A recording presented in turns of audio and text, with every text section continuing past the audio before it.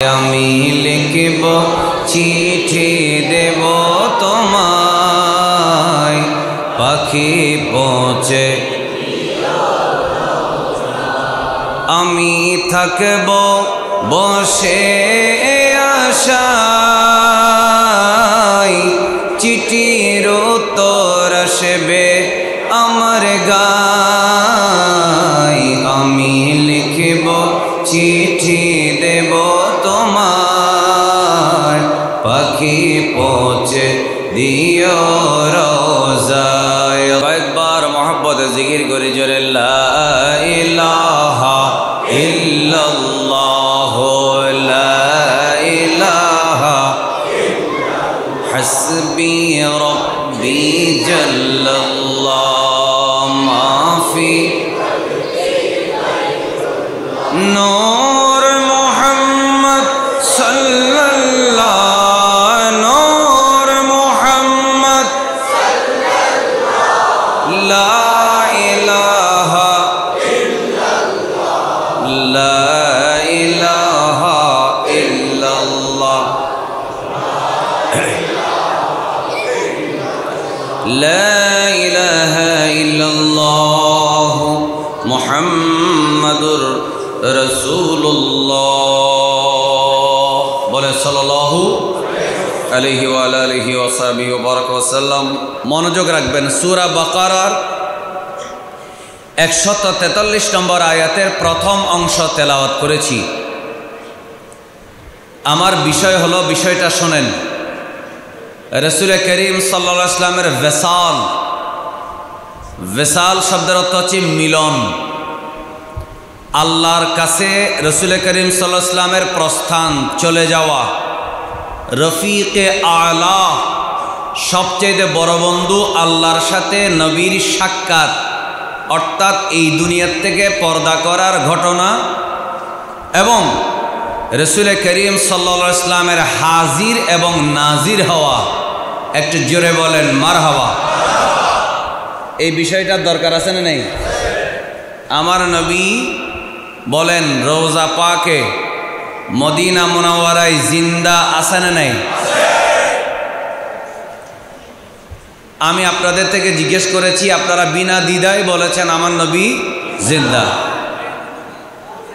তা আমার আলোচনা শুধু হায়াতুন নবী না, রসুল জিন্দা এটা এখন সুন্নি আলেমদের দলিলের জোরে টিকতে না পেরে এখন কওমি মাদ্রাসার হুজুররাও এটা বলে। একটু মহব্বতে সুবহানাল্লাহ বলেন। তা আমরা এটাকে অ্যাপ্রিসিয়েট করি, আমরা এটাকে সাধুবাদ জানাই, আমরা এই জন্য তাদেরকে ধন্যবাদ জানাই। আল্লাহ আরও বাকি যেতটুকু ত্রুটি আছে এটা বাদ দিয়ে পরিপূর্ণভাবে সুন্নিয়তে আল্লাহ চলে আসার তৌফিক দেয়। তা আমরা কটাক্ষ করছি না, ভালোবাসার কথা বলছি।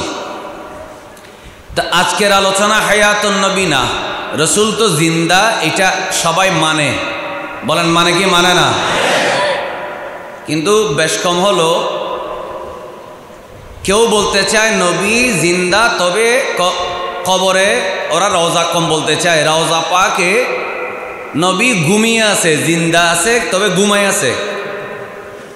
আর আমরা বলি, আমরা বাইজিদ বোস্তামির দরগাহের মসজিদের ভিতরে যে মাহফিলটা করতেছি, আমাদের বিশ্বাস আমার নবী রওজা পাক থেকে আমাদেরকে দেখার ক্ষমতা আছে। সুবহানাল্লাহ বলেন। শুধু তা না, আমার নবী যদি ইচ্ছা করেন 1 সেকেন্ডেরও কম সময়ে আওয়াজ করে বলুন আমার নবী মাহফিলে হাজির হইতে পারে। আমাদের আলোচ্য বিষয় হচ্ছে সেটাই। বলেন ইনশাআল্লাহ। তো সূরা বাকারার 143 এই আয়াতে আল্লাহ তাআলা বলছেন, ওয়াকাযালিকা জাআলনাকুম উম্মাতাও ওয়াসাতা, আমি তোমাদেরকে মধ্যপন্থী উম্মত বানিয়েছি। সুবহানাল্লাহ। তো মধ্যপন্থী উম্মত এটা তো আলাদা একটা সাবজেক্ট, ওইটার জন্য কমপক্ষে একটা বক্তাকে 2 ঘন্টা সময় দিতে হবে। মধ্যবর্তী কীরকম? মধ্যবর্তী মানে হলো আমরা ঈসা আলাইহিস সালামের উম্মতের মতো নবীকে খোদার ছেলেও বলি না, আবার ইহুদিদের মতো নবীর বিরুদ্ধে যুদ্ধ করি না। নাউজুবিল্লাহ বলে না কেন? ইহুদিরা নবীকে হত্যা করেছে, ইয়াকতুলুনাল আম্বিয়া। আর ঈসা আলাইহিস সালামের উম্মতরা নবীকে খোদার ছেলে বলেছে। আমরা নবীর সাথে বেয়াদবি করি না, আবার নবীকে খোদার ছেলেও বলি না। এই কারণে আমরা হলাম মাঝামাঝি। আমরা নবীকে আল্লাহর হাবিব মানি, আমাদের তরানে ওয়ালা মানি, আমাদের জান্নাত ও পুলসিরাতে মালিক মানি। একটু জোরে বলেন মারহাবা। এজন্য আরো অনেক তাফসীর আছে, এটার আমাদের সাবজেক্টে সেটা না। এরপরে আল্লাহ বলছেন, ওয়াকাযালিকা জাআলনাকুম উম্মাতান ওয়াসাতান লিতাকুনু শুহাদা আলান নাস। কেন আমি তোমাদেরকে মাঝামাঝি উম্মত বানালাম? আসলাম সমস্ত নবীর শেষে, সমস্ত নবীর শেষ নবীর উম্মত হিসেবে শেষ জামানায়। আর আল্লাহ বলেন মাঝামাঝি। তো কেমন মাঝামাঝি আমাদের জানার দরকার আছে না নেই? কথা বলেন, দরকার আছে। আসছি তো শেষ নবীর উম্মত, আসছি শেষ জামানায়, কিন্তু আমরা হলাম কি মাঝামাঝি। কিরকম? আল্লাহ বলে লিতাকুনু শুহাদা আলান নাস, তোমরা যেন মানুষের উপরে সাক্ষী হও। সুবহানাল্লাহ। ওয়া ইয়াকুনার রাসূলু আলাইকুম শাহীদা, নবীও যেন তোমাদের উপরে সাক্ষী হন। এই আয়াতের তাফসিরে অন্যদিকে না গিয়ে একটা টপিকে বলি। হাসরের মাঠে সমস্ত নবীর উম্মত হবে 120 কাতার, সমস্ত নবীর উম্মত হবে 40 কাতার, আর শুধু আমার নবীর উম্মত হবে 80 কাতার। আর একটু জোরে বলেন। 120 কাতারে 40 কাতার সব নবীর উম্মত, আর শুধু আমার নবীর উম্মত কয় কাতার? 80 কাতার। দেখেন, খেয়াল করতে হবে। আল্লাহ তাআলা নূহ আলাইহিস সালামের উম্মতদেরকে ডাকবেন, ডেকে বলবেন, এই নূহ আলাইহিস সালামের উম্মত, তোমরা কেন আমি আল্লাহর ইবাদত করো নাই? হে মূসা আলাইহিস সালামের উম্মত বনি ইসরাইল, তোমরা কেন আমি আল্লাহর ইবাদত করো নাই? আল্লাহ বলবে, হে ইব্রাহিম আলাইহিস সালামের উম্মত, হে ঈসা আলাইহিস সালামের উম্মত, তোমরা শিরিক কেন করেছো? তখন সমস্ত নবীর উম্মতরা বলবে কি জানেন? আল্লাহ, এরা আমাদেরকে তোমার কথা বলে নাই। নাউজুবিল্লাহ বলো না কেন? আপনাদের কি বুঝতে অসুবিধা হচ্ছে? আপনারা প্রথমে ওয়াজ বুঝবেন, তারপরে সুবহানাল্লাহ বলবেন। আচ্ছা বলেন, আল্লাহকে এইরা যে মিথ্যা কথা বলতেছে, এটা আমার আল্লাহ জানেন কি জানে না? আল্লাহ বলে শিরিক কেন করলা? তারা বলল, নবীরা আমাদেরকে বলে নাই তো লা ইলাহা ইল্লাল্লাহ, এজন্যই আমরা শিরিক করছি। আরেকবার নাউজুবিল্লাহ বলেন। এমন সময় আল্লাহ তাআলা সমস্ত নবীদেরকে ডাকবেন, এ মূসা, আল্লাহ তো জানে, তারপরও বিচারের আদালতের একটা নিয়ম আছে না নেই? বাদীর থেকেও জবানবন্দি নিতে হয়, বিবাদীর থেকেও নিতে হয়। তো বললেন, এরা তো বলছে তোমরা নাকি দাওয়াত দাও নাই, আল্লাহ তো জানেন, তারপরও আদালতের বিচার। তো আল্লাহ বলে, তো সমস্ত নবীরা বলবে, আল্লাহ তুমি তো জানো আমরা দাওয়াত দিয়েছি, তো তোমাদের সাক্ষী কে? সাক্ষী লাগবে কিনা? তখন সমস্ত নবীরা বলবেন, আল্লাহ আমরা যে তাদেরকে দাওয়াত দিছি, এই সিটার বাটফারগুলা যে আমাদের দাওয়াতে সাড়া দেয় নাই, এটার সাক্ষী হচ্ছে আখেরি নবীর উম্মত। কার উম্মত? লিতাকুনু শুহাদা আলান নাস। আল্লাহ রাব্বুল আলামিন আখিরি নবী, শ্রেষ্ঠ নবী, শফিউল মুযনিবিন, রাহমাতুল লিল আলামিন, আকা মাওলা মুহাম্মাদুর রাসূলুল্লাহ সাল্লাল্লাহু আলাইহি ওয়াসাল্লামের উম্মত তামাম উম্মতদের থেকে জিজ্ঞেস করবেন, এ আখিরি নবীর উম্মত, তোমরা বলো দেখি, আদম আলাইহিস সালাম থেকে ঈসা রূহুল্লাহ আলাইহিস সালাম পর্যন্ত তামাম নবীগণ তারা ইসলামের দাওয়াত, তাওহীদের দাওয়াত, লা ইলাহা ইল্লাল্লাহর দাওয়াত এরা উম্মতের কাছে পৌঁছাইল কিনা? তখন আমরা সবাই বলবো, আমার নবীর সাহাবায়ে কেরাম বলবেন, গৌসে পাক বলবেন, খাজা গরিবে নওয়াজ বলবেন, আল্লাহ আমরা সাক্ষ্য দিচ্ছি সমস্ত নবীরা তাদের উম্মতের কাছে আল্লাহ যথাযথভাবে দাওয়াতের কাজ আঞ্জাম দিয়েছে। এমন সময় আমার বাবারা মনোযোগ, তামাম নবীর উম্মতরা বলবে, আল্লাহ আমরা যখন ছিলাম তখন তো আখিরি নবী দুনিয়াতে আসে নাই, আমরা যখন ছিলাম তখন তো আখিরি নবীর উম্মত দুনিয়ার জমিনে আসে নাই। আল্লাহ না দেখে সাক্ষী দিলে এটা দুনিয়ার জমিনের আদালতে মানে না।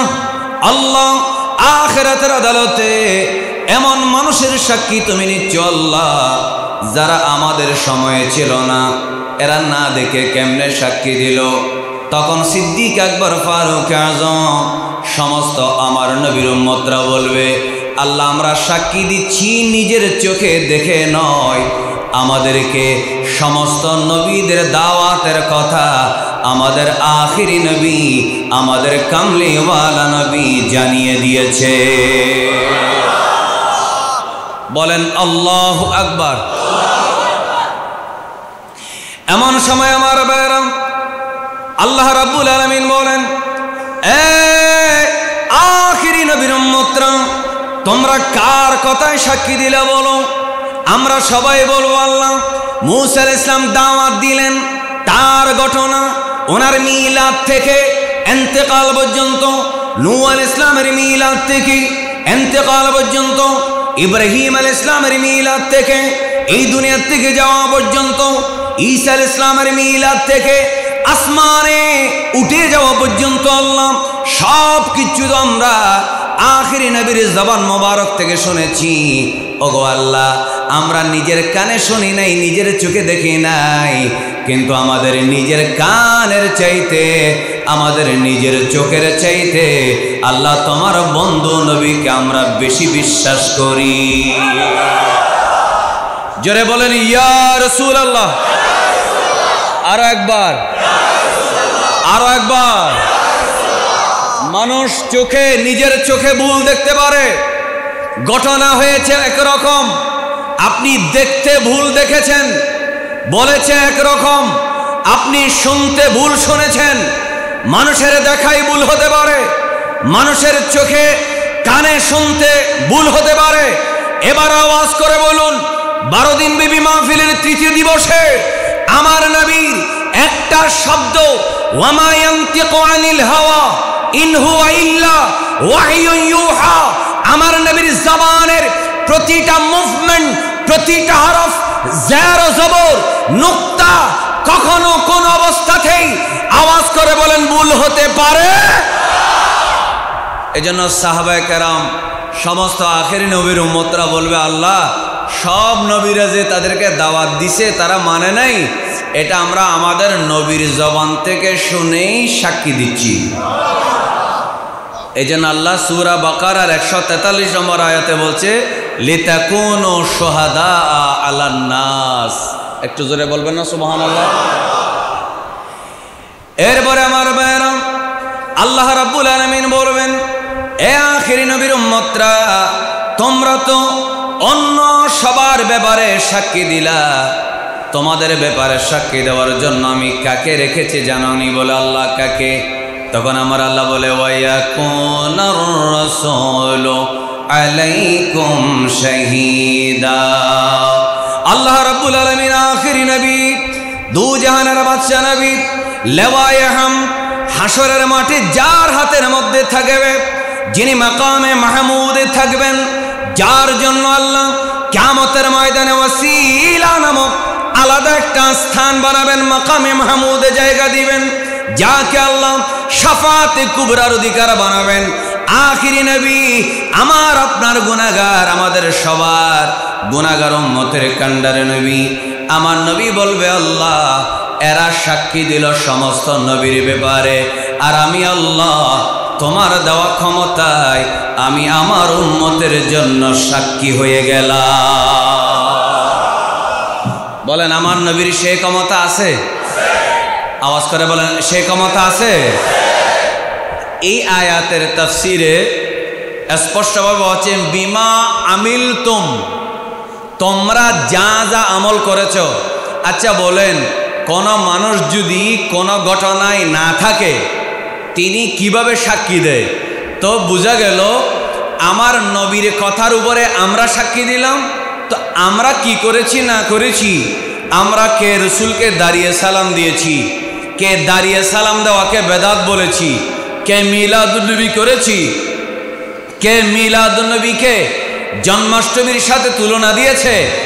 আওয়াজ করে বলুন, আমার নবী মদিনা মুনাওয়ারা থেকে সব কিছু দেখার ক্ষমতা আছে? আছে? আমার নবীর সেটা বুঝার ক্ষমতা আছে? আমার নবী সাক্ষী। বলেন আমার নবী সাক্ষী। হাসরের মাঠে আমার নবী বলবেন, ওই যে আপনারা নাত যা শোনার, এগুলো তো মৌলানা হাসান রাজা সাহেব পড়ে ফেলেছে, আমি নাতের দিকে যাব না, আমি শুধু কিছু দলিল বলবো, এগুলা রেকর্ড থাকবে। বলে না ইনশা, বলে না ইনশা আল্লাহ। কি অসুবিধা হচ্ছে? আচ্ছা, তাহলে আমার নবী সাক্ষী কেন? আমার নবী আমাদের আমল দেখেন, আমাদের দরুদ শুনেন। এত আস্তে বললে হবে? এই বিশ্বাস সবার আছে তো নাকি? আচ্ছা, এবার আসেন।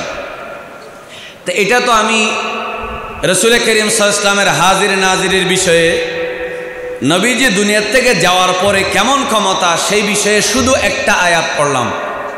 তো আমার বিষয়ের প্রথম অংশ হচ্ছে আমার নবীর দুনিয়ার থেকে পর্দা করা, অর্থাৎ বেসাল। আমরা শুরু করব বুখারী শরীফের 4433 নম্বর হাদিস দিয়ে। একটু জোরে বলেন ইনশাআল্লাহ। রাসূল করিম সাল্লাল্লাহু আলাইহি ওয়াসাল্লাম এই দুনিয়ার থেকে চলে যাবেন, আমার নবী থাকবেন নাকি চলে যাবেন, এটা জানার ক্ষমতা আমার নবীর আছে না নেই? এটা জানার ক্ষমতা আমার নবীর আছে। তো রাসূল করিম সাল্লাল্লাহু আলাইহি ওয়াসাল্লাম হঠাৎ করে যখন 10ম হিজরিতে আমার নবী হজ করলেন, জিলহজ মাস শেষ, মুহররম আসলো, মুহররম চলে গেল, এরপরে আসলো সফর, বলেন নাকি সফর, এরপরে কি রবিউল আউয়াল। সফর মাস যখন আসলো, রাসূল করিম সাল্লাল্লাহু আলাইহি ওয়াসাল্লাম অসুস্থ, আল্লাহ তাআলার দেওয়া নিয়ামত। অসুস্থতা কারো জন্য কিয়ামত, আবার অসুস্থতা কারো জন্য কি নিয়ামত, ঠিক কিনা বলেন না? তো এটা আমার নবীর জন্য আল্লাহ অসুস্থতার নিয়ামত দিলেন। আমরা বলার সময় এভাবে বলবো, কেমন? আচ্ছা, নবী করিম সাল্লাল্লাহু আলাইহি ওয়াসাল্লাম তো আল মাওয়াহিবুল লাদুনিয়াতে আমি কিছুক্ষণ আগেও দেখে এসেছি, আমার নবীর অসুস্থ অবস্থায় এক রেওয়ায়েতে 13 দিন আর এক রেওয়ায়েতে 14 দিন ছিলেন। এরপরে রাসূল করিম সাল্লাল্লাহু আলাইহি ওয়াসাল্লামের যখন অসুস্থতা বেড়ে গেল, একদিন মা ফাতেমা জাহরা রাদিয়াল্লাহু তাআলা আনহা আমার নবীকে দেখতে আসলেন। আমার নবীকে যখন দেখতে আসলেন, বলেন মা ফাতেমার সাথে আমার নবীর ভালোবাসার সম্পর্ক আছে না নেই? হাদিস শরীফে আছে, বাবাকে দেখলে মেয়ে দাঁড়াতেন, মেয়েকে দেখলে বাবা দাঁড়াতেন, মেয়েকে দেখলে বাবা দাঁড়িয়ে যেতেন। আনন্দ, এটা কিয়াম লিল মুসাররাত লিস সুরুর, আনন্দের দাঁড়ানো। আর মা ফাতেমা জাহরা রাদিয়াল্লাহু তাআলা আনহা বাবাকে নবীকে দেখলে দাঁড়াতেন, এটা কিয়াম লিত তাজিম। জোরে বলেন ঠিক না? তো কিয়াম তাজিমে কিয়াম করা কি বেদাত না সুন্নত? অসুস্থ অবস্থায় রাসূল করিম সাল্লাল্লাহু আলাইহি ওয়াসাল্লাম মা ফাতেমা জাহরা রাদিয়াল্লাহু তাআলা আসলেন। আসার পরে দাআন নবী বলেন সাল্লাল্লাহু আলাইহি ওয়াসাল্লাম। সবাই মনোযোগ দিয়ে শুনবেন তো, কি বিরক্তি নিয়ে না ভালোবাসা নিয়ে? ভালোবাসা। খুব মনটা নরম করে শোনেন। মনে করেন আপনি সিনারিটা দেখতে পাচ্ছেন, সেই গল্পের ভিতরে আপনি কাহিনীর ভিতরে ঢুকে গেছেন, এমনভাবে শুনবেন, আবেগ নিয়ে, ভালোবাসা নিয়ে। বলেন আলহামদুলিল্লাহ। রাসূল করিম সাল্লাল্লাহু আলাইহি ওয়াসাল্লাম ফাতেমা জাহরা রাদিয়াল্লাহু তাআলা আনহাকে ডাকলেন। ডাকার পরে ফি শাকওয়াহু আল্লাযী কুবিদা ফীহি ফাসারাহা বিশাইইন ফাবাকাত। রাসূল করিম সাল্লাল্লাহু আলাইহি ওয়াসাল্লাম কাছে ডাকলেন। কাছে ডাকার পরে আমার নবী মা ফাতেমার কানে কানে গোপনে কি যেন বললেন, গোপনে বললেন ফাসারাহা বিশাইইন ফাবাকাত। কানে কানে কি যেন বললেন, বলার সাথে সাথে মা ফাতেমা জাহরা রাদিয়াল্লাহু তাআলা আনহা সঙ্গে সঙ্গে কান্না করে দিলেন। মা ফাতেমা যখন কান্না শুরু করলেন, সুম্মা দাআহা ফাসারাহা বিশাইইন ফাদাহিকাত। এরপরে আমার নবী দেখলেন মা ফাতেমা কাঁদে। ওনার চোখের পানি দেখে তাম পরিবারের মধ্যে যারা আছে সবার চোখ বেয়ে পানি পড়া শুরু হয়ে গেল। কারো কণ্ঠে কোনো বিলাপ নাই, কারো কণ্ঠে কোনো হা হতাশ নেই, চিৎকার নেই, চেঁচামেচি নেই, কোনো আওয়াজ নেই। নীরবে চোখের পানি ফেলে ফেলে মা ফাতেমার সাথে পরিবারের সবাই কাঁদে। এমন সময় আমার নবী ডাক দিয়ে বলে, ফাতেমা, ইশারা করলেন, তুমি আর একটু আবার আমার কাছে আসো। এমন সময় রাসূল করিম সাল্লাল্লাহু আলাইহি ওয়াসাল্লাম আবারও তার কানে কানে কি যেন বললেন। বলার সঙ্গে সঙ্গে মা ফাতেমা জাহরা রাদিয়াল্লাহু তাআলা আনহা মুস্কি হেসে দিলেন। হেসে দেওয়ার সঙ্গে সঙ্গে ফাসআলনা আন যালিকা ফাকালাত সারানি নবী সাল্লাল্লাহু আলাইহি ওয়াসাল্লাম আন্নাহু ইয়াকবাদু ফি ওয়াজহিহি আল্লাযী তুফিয়া ফীহি। ওই সময় মা ফাতেমাকে কেউ জিজ্ঞেস করে নাই, ওই সময় তিনি তার জবাবও দেন নাই। আমার নবী দুনিয়ার থেকে পরদা করার পরে সেটার জবাব দিয়েছিলেন। এ ফাতেমা শোনো, কি বলার কারণে তুমি কান্না করে দিলা, আর কোন কথা বলার কারণে তুমি আবার মুস্কি হাসলা? এবার বলো দেখি। আমার নবী যখন দুনিয়ার থেকে যাওয়ার পরে জিজ্ঞেস করা হলো, মা ফাতেমা বলে, ও দুনিয়ার মানুষ শোনো, আমার নবী আমাকে কানে কানে বললেন, ফাতেমা, আমার দুনিয়ার থেকে চলে যাওয়ার সময় হয়েছে, আমি দুনিয়ায় আর থাকবো না। কারণ আল্লাহ তাআলা সূরা নসর নাযিল করেছেন। এই সূরা নসরের তাফসীরের মধ্যে সব মুফাসসিররা বলে, আমার বাইরে মহব্বতে বলুন, ইযা জাআ নাসরুল্লাহি ওয়াল ফাতহু ওয়া রাআইতান নাসা ইয়াদখুলুনা ফি দীনিল্লাহি আফওয়াজা ফাসাব্বিহ বিহামদি রাব্বিকা ওয়াস্তাগফিরহু ইন্নাহু কানা তাওয়াবা। একটু জোরে জোরে বলি আল্লাহু আকবার। ফাতেমা শোনো, আমার উপরে সূরা নসর নাযিল হলো। এটা আর একটা হাদিসের মধ্যে, বুখারী হাদিসের মধ্যে আছে।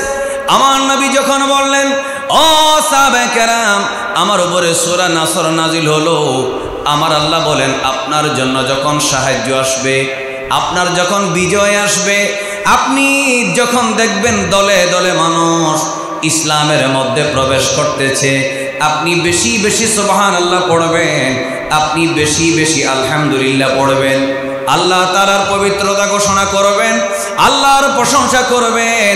এই কথা শোনা মাত্র সাহাবায়ে কেরাম কারো মধ্যে কোনো ধরনের নড়াচড়া নেই। হঠাৎ করে সাইয়্যিদুনা সিদ্দিক আকবর রাদিয়াল্লাহু তাআলা আনহু রাসূলের দিকে তাকিয়ে বললেন, ইয়া রাসূলুল্লাহ, ফাদাইনাকা আবাআনা ওয়া উম্মাহাতিনা। ইয়া রাসূলুল্লাহ, আমাদের মা, আমাদের বাবা সব আপনি নবীর জন্য কুরবান। সাহাবায়ে কেরাম আশ্চর্য হয়ে গেলেন। আল্লাহ বললেন, সাহায্য যখন এসে যাবে, বিজয় যখন এসে যাবে, মানুষ যখন দলে দলে ইসলাম ধর্মের মধ্যে প্রবেশ করবে, আপনি তাসবিহ পড়েন, আলহামদুলিল্লাহ পড়েন, সুবহানাল্লাহ বলেন, এটা তো আনন্দের বিষয়। সাহায্য পাওয়া এটা আনন্দের বিষয়, বিজয় পাওয়া এটা হলো আনন্দের বিষয়। আবু বকর কেন কাঁদে? আবু বকর কেন কাঁদে? এমন সময় অন্যান্য সাহাবে কেরাম বললেন, তোমরা কি জানো না আমার নবীর ভিতরের বাইরের সমস্ত রহস্য সবচেয়ে বেশি যিনি জানেন তিনি হচ্ছে সাইয়্যিদুনা সিদ্দিক আকবর। জোরে বলি সুবহানাল্লাহ, আরো জোরে বলুন। এই আয়াতে, এই সূরায় আমার নবীর চলে যাওয়ার ইঙ্গিত আছে। বলে না, চলে যাওয়ার কি আছে? ইঙ্গিত আছে না নেই? আছে। সুতরাং আল্লাহ যখন বলেছে বিজয় আসবে, সাহায্য আসবে, ইসলাম পরিপূর্ণ হবে, আপনি তাসবিহ পড়েন। সিদ্দিক আকবর বুঝে নিলেন আমার নবী আর বেশি দিন থাকবে না, তিনি কাঁদতেছেন। তো আল্লাহ রসুল বললেন, ফাতেমা আমি তো দুনিয়ার থেকে চলে যাওয়ার সময় হয়েছে, তো বলুন আমার নবী দুনিয়ার থেকে চলে যাবেন, মা ফাতেমার অন্তরে আঘাত আছে না নেই? তিনি কেঁদে উঠলেন। যখন কাঁদতেছেন আবার কানে কানে বললেন, ফাতেমা শোনো, তুমি কেঁদো না, কারণ ইন্নি আউয়ালু, আমাকে আখবারানি, রসুল আমাকে এটা বলল, আন্নি আউয়ালু আহলিহি ইয়াতবাউহু ফাদাহিতু, আমার নবী আমাকে কানে কানে বলল, ফাতেমা কাঁদতেছো কেন? আমি কবরে রওজা পাকে যাওয়ার পর আমার পরিবারের সবার আগেই তোমার সাথে আমার আলমে বরজখে দেখা হয়ে যাবে। তখন আমি খুশি হয়েছি। বলেন তখন আমি কি? আচ্ছা বলেন তো দেখি, আপনারা বুঝে শুনে জবাব দিবেন। নবী যদি, নাউজুবিল্লাহ, ওয়াহাবিরা যেভাবে বলে নবী যদি মরা থাকে, তাহলে সাক্ষাতের কোনো প্রশ্ন আছে? বলে না কোনো প্রশ্ন আছে?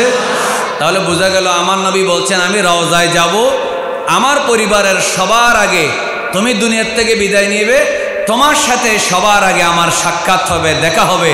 তাহলে বোঝা গেল কবরে রওজা পাকে আমার নবী জিন্দা। আরেকবার বলেন আমার নবী কি? আরেকবার আমার নবী। মহব্বতে পড়ে ইয়া রাসূলুল্লাহ, মহব্বতে ইয়া রাসূলুল্লাহ, আপনারি নূরের ঝলক লাগিয়া কবরের আঁধার যাবে চলিয়া, ওগো দিয়েনে গো দেখা কবরে আসিয়া, ইয়া রাসূলুল্লাহ,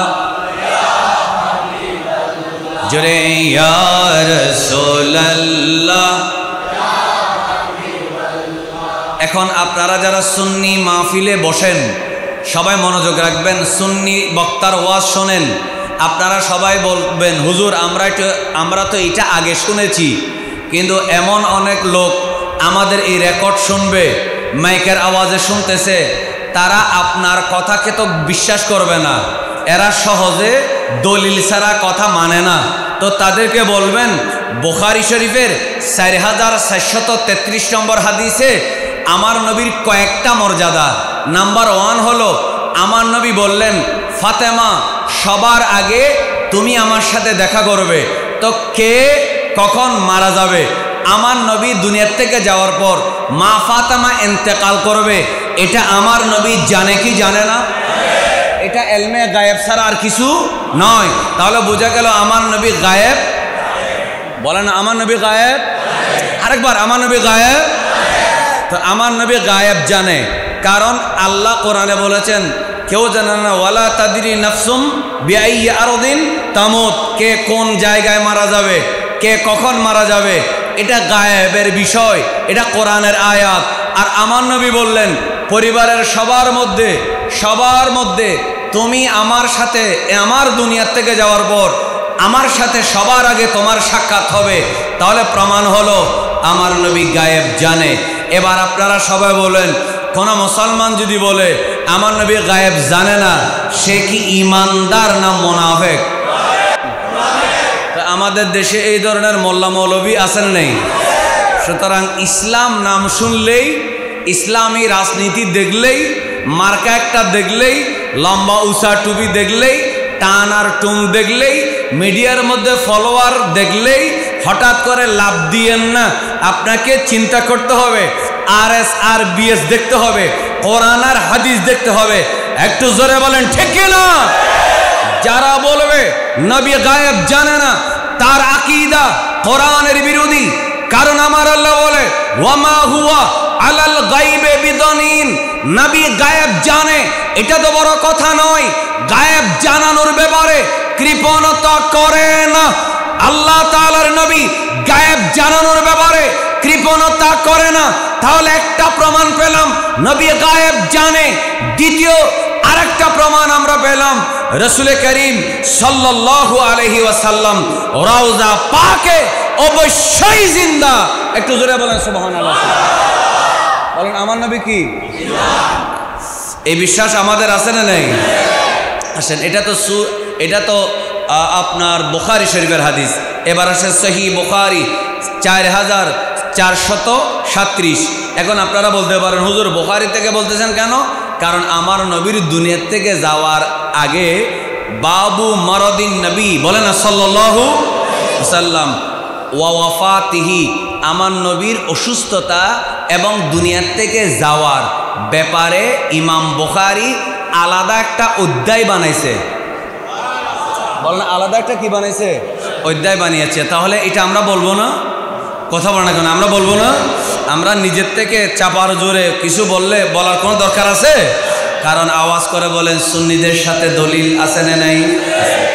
এবার আসুন দ্বিতীয় হাদিসটা শুনেন। রাসূল করিম সাল্লাল্লাহু আলাইহি ওয়াসাল্লামের স্ত্রী আমাদের মা সাইয়্যিদাতুনা আয়েশা সিদ্দিকা রাদিয়াল্লাহু তাআলা আনহা বড় চমৎকার করে বলেন। সবার ওয়াজ শোনার আগ্রহ আছে? চেহারায় আনন্দের ভাব রাখবেন, বিরক্তি না। বেশি গরম লাগতেছে? গরমও তো নাই, মোটামুটি ঠিক আছে, আলহামদুলিল্লাহ বলেন।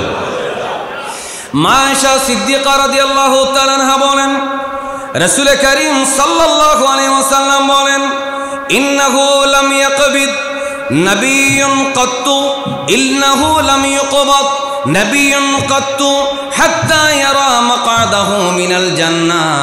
মা আয়েশা সিদ্দিকা রাদিয়াল্লাহু তাআলা আনহা বলেন, এই দুনিয়ার থেকে যত নবী এই দুনিয়ার থেকে কবরে চলে যাবে, রওজা পাকের মধ্যে চলে যাবে, সমস্ত নবীরা এই দুনিয়ার থেকে যাওয়ার আগে জান্নাতে কোথায় থাকবে এই দুনিয়ার থেকে সেটা ওনারা নিজের চোখে দেখে ফেলে। আচ্ছা, এবার আপনারা বলেন, আমি কিন্তু ডানে বামে বেশি গেলে সময়টা বেশি চলে যাবে। এখন যে আহলে হাদিসরা বলে রসুল হাসরের মাঠে পেরেশান হয়ে যাবে, ওনার গুনার পাল্লাও কি বেশি ভারী হয় নাকি সওয়াবের পাল্লা বেশি ভারী হয়? রসুল টেনশন করবে, এই কথা যারা বলে এরা কি ইমানদার নাকি বেঈমান? আমার নবীর স্ত্রী মা আয়েশা সিদ্দিকা রাদিয়াল্লাহু তাআলা আনহা বলেন, আমি নবীর বেসালের ওয়াজ করব, আমি চাপার জোরে নাতে রসুল, তো এগুলা তো কোরআন হাদিস, ঠিক কিনা বলেন না? মাওলানা হাসান রেজা সাহেব যা বলেছেন এগুলো কোরআন হাদিসের সারমর্ম, ঠিক কিনা বলেন? কিন্তু আমাদের এমন অনেক লোক আছে যারা মনে করে ওরা নাত পড়ে। হ্যাঁ, আমার ভাই মাওলানা হাসান রেজা নাতে রসুল দিয়ে বুঝিয়ে দিয়েছে, আর সেই নাতে রসুলগুলা যে কোরআন এবং হাদিস থেকে, সেটা আমরা দলিল সহ বুঝিয়ে দেব। আমরা প্রমাণ করব সুন্নিরা নাত পড়ুক, গর্জন লিখ, তেলাওয়াত করুক, সুন্নিদের প্রত্যেকটা আকীদা অবশ্যই অবশ্যই কোরআন থেকে আর হাদিস থেকে। একটু জোরে বলেন ঠিক কিনা ভাই আমার? কোন সুন্নিদের কোনো কিছুই মন গড়া হতে পারে না। তাহলে আমার নবী সম্পর্কে, আমার নবী দুনিয়া থেকে যাওয়ার যে হাদিস, এটা বলতে গিয়ে মা আয়েশা বলছেন সব নবীরা দুনিয়ার থেকে যাওয়ার আগে ব্যস্ত দেখে, বলে না ব্যস্ত দেখে। আচ্ছা, এরপরে কি বলছেন? সুম্মা ইউহাইয়া আও ইউখাইয়ারা ফালাম্মা ইশতাকা, এরপরে তাদেরকে একটা স্বাধীনতা দেওয়া হয়। স্বাধীনতাটা কি? আমার দিকে দেখবেন, আমি কিন্তু গুরুস্তুল করে বলবো না, আস্তে আস্তে বলবো। স্বাধীনতা কি? আল্লাহ বলে ফেরেশতা পাঠিয়ে অথবা ডাইরেক্ট, আপনি তো ব্যস্ত দেখেছেন, দুনিয়াও দেখেছেন, এখন আপনি কি দুনিয়াতে থাকবেন নাকি আপনি চলে আসবেন? সুবহানাল্লাহ। আপনি কি দুনিয়াতে থাকবেন নাকি দুনিয়ার থেকে আমি আল্লাহর কাছে চলে আসবেন। আল্লাহু আকবার বলো না। সব নবীকে সেই অপশন কি করা হয়, দেওয়া হয়। আল্লাহু আকবার। আচ্ছা, ফালাম্মা ইশতাকা ওয়া হাদারাহুল কব ওয়ারাসুহু আলা ফাখিদি আয়েশা, বলেন না রাদিয়াল্লাহু তাআলা আনহা, গুশিয়া আলাইহি। তো আয়েশা সিদ্দিকা রাদিয়াল্লাহু তাআলা আনহা বলেন, আমার নবী যখন দুনিয়া থেকে যাচ্ছেন তখন আমার নবীর মাথা মোবারক, সার মোবারক আমি আয়েশার কোলের মধ্যে ছিল। বুক আর তুতনির মাঝামাঝি আমার নবীর মাথা মোবারক ছিল। আয়েশা সিদ্দিকা জড়িয়ে থাকা অবস্থায় আমার নবী দুনিয়া থেকে পর্দা করেছেন। ইন্না লিল্লাহি ওয়া ইন্না ইলাইহি রাজিউন। কোরআন শরীফের একটা আয়াত শোনেন, ইন্নাকা মাইয়িতুন ওয়া ইন্নাহুম মাইয়িতুন। আপনি নবী দুনিয়ার থেকে চলে যাবেন, তারাও চলে যাবে। যদি এটা ওয়াহাবিদের মতো করে অনুবাদ করি, আপনিও মৃত্যুবরণ করবেন, তারাও মৃত্যুবরণ করবে। সমস্ত মানুষের জন্য মৃত্যু আছে না নাই? কথা বলতে আছে না নাই? কুল্লু নাফসিন যায়কাতুল মউত, এটা কোরআনের আয়াত। ইন্নাকা মাইয়িতুন ওয়া ইন্নাহুম মাইয়িতুন। তো এই আয়াত থেকে তারা বলে আল্লাহ নবীকেও মরা বলছে, আমাদেরকেও মরা বলছে। নাউজুবিল্লাহ বলেন। অথচ আমার নবী যখন এই আয়াতটা নাজিল হচ্ছিল তখন কি আমার নবী কবরে ছিলেন নাকি দুনিয়ায়? আয়াত যখন নাজিল হচ্ছে তখন কি নবী কবরে নাকি দুনিয়ায়? তাহলে আল্লাহ কি মিথ্যা বলছে নাকি? আমার আল্লাহ বলছে ইন্নাকা মাইয়িতুন। নাউজুবিল্লাহ, ওয়াহাবিদের হিসেবে আপনি মরা।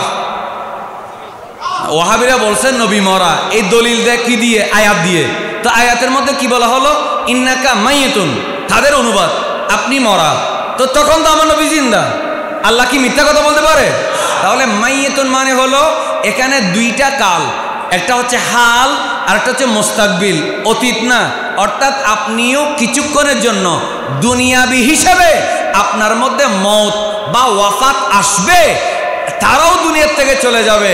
যেহেতু দুনিয়ার জীবনটা ক্ষণস্থায়ী, কিন্তু আল্লাহ কোরআনুল কারীমে বলেন লাআমরুকা ইন্নাহুম লাফি সাকরাতিহিম ইয়ামাহুন।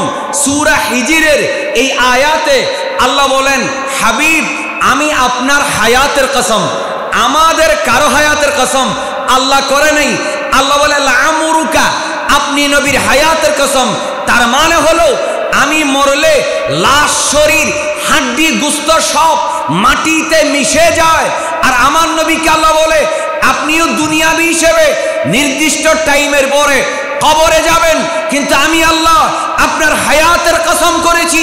কারণ দুনিয়াতে যেভাবে পাওয়ারফুল ছিলেন, কবরে যাওয়ার পরেও রওজা পাক দেখে আপনার উম্মতের সব খবর রাখার মতো ক্ষমতা আমি আল্লাহ আপনাকে দিয়ে দেব। এরপরে আমার নবীজি সাল্লাল্লাহু আলাইহি ওয়াসাল্লাম আকাশের দিকে মুখ তুললেন, চোখ তুললেন। আয়েশা সিদ্দিকার কোলে থাকা অবস্থায় আকাশের দিকে, সবাই এভাবে আমার দিকে দেখবেন, আকাশের দিকে কি তুললেন? চোখ তুললেন, কোলে, আয়েশা সিদ্দিকার কোলে। তখন তিনি বলেন আল্লাহুম্মা ফির রফিকিল আ'লা, আল্লাহুম্মা ফির রফিকিল আ'লা। আল্লাহ, আল্লাহ আমার সবচেয়ে বড় বন্ধু, সবচেয়ে বড় বন্ধুর কাছে আমি যাব। আমি দুনিয়াতে থাকবো না, আমার সবচাইতে বড় বন্ধু আল্লাহর কাছে যাব। একটু মহব্বতে বলবেন না সুবহানাল্লাহ? কে বলেছেন? মুহাম্মাদুর সাল্লাল্লাহু আলাইহি ওয়াসাল্লাম। আচ্ছা, এবার আসেন সহিহ বুখারী 4428 নম্বর হাদিস। আমার প্রিয় নবী সাল্লাল্লাহু আলাইহি ওয়াসাল্লাম বলছেন, তো রসুল দুনিয়াতে শাহাদাত বরণ করেছেন সরাসরি এটা বলা যাবে না, কারণ অনেক নবীকে কাফেররা হত্যা করেছে, শহীদ করে দিয়েছে। কিন্তু আল্লাহ আমার নবীর ব্যাপারে বলেছেন ওয়াল্লাহু ইয়াসিমুকা মিনান নাস, ওয়াল্লাহু ইয়াসিমুকা মিনান নাস। আল্লাহ বলছেন আল্লাহ আপনাকে মানুষের আঘাত হামলা থেকে রক্ষা করবেন। সুবহানাল্লাহ বলেন। কিন্তু তারপরও সহিহ বুখারীর 4428 নম্বর হাদিসে আছে, রাসূল করিম সাল্লাল্লাহু আলাইহি ওয়াসাল্লাম বলছেন মা আযালু আজিদু আলাম্মা আত-তাআম আল্লাযী আকালতু বিখাইবার। আমি ওই যে খাইবরের সময় এক ইহুদির মহিলা আমাকে খাবারের সাথে বিষ মিশিয়ে দিয়েছিল, আমার সঙ্গী সে খাবার খেয়ে শহীদ হয়েছিল, আমার কিছু হয় নাই, কারণ আল্লাহ আমাকে গ্যারান্টি দিয়েছিল আপনাকে কেউ হত্যা করতে পারবে না। কিন্তু শাহাদাতের যে মর্যাদা, আল্লাহ বলে হাবিব আপনাকে ওই মর্যাদা কেন দেব না? আপনার কারণে আপনার উম্মত শাহাদাতের মর্যাদা পাবে, আর আপনার মধ্যে একটা মর্যাদা কম থাকবে। কেন কম থাকবে? সেজন্য আমার নবী বলেন আমার দুনিয়ার থেকে চলে যাওয়ার আগে ইহুদির দেওয়া খাবারে মিশ্রিত করা সেই বিষের প্রভাব আমার ভিতরে আমি পাচ্ছি। হে আয়েশা শোনো, আমি ওয়াজাদতু ইনকিতা আবহারি মিন যালিকা সাম, আমি সেই বিষের প্রভাবে আমার মনে হচ্ছে আমার শিরাগুলা ফেটে যাবে। রাসূল করিম সাল্লাল্লাহু আলাইহি সাল্লাম এই কথা বলেছেন। তাহলে বোঝা গেল আমার নবী দুনিয়ার থেকে যাওয়ার আগে ওই 3 বছর আগে দেওয়া, কয় বছর কথা বলতে, কয় বছর? 3 বছর আগে দেওয়া বিষের প্রভাব আরেকবার কার্যকর হওয়ার একটাই কারণ, আল্লাহ পাক আমার নবীকে শাহাদাতের মর্যাদা দেওয়া। একটু জোরে জোরে বলেন মারহাবা। এটাও সহিহ বুখারী শরীফের মধ্যে এসেছে। এবার আরেকটা জিনিস, আমার নবী সর্বশেষ যেটা জামাতের নামাজ পড়েছেন সেটা হলো মাগরিবের নামাজ। কি নামাজ? সর্বশেষ অসুস্থ অবস্থায় আমার নবী নামাজ পড়েছেন কি? মাগরিবের নামাজ।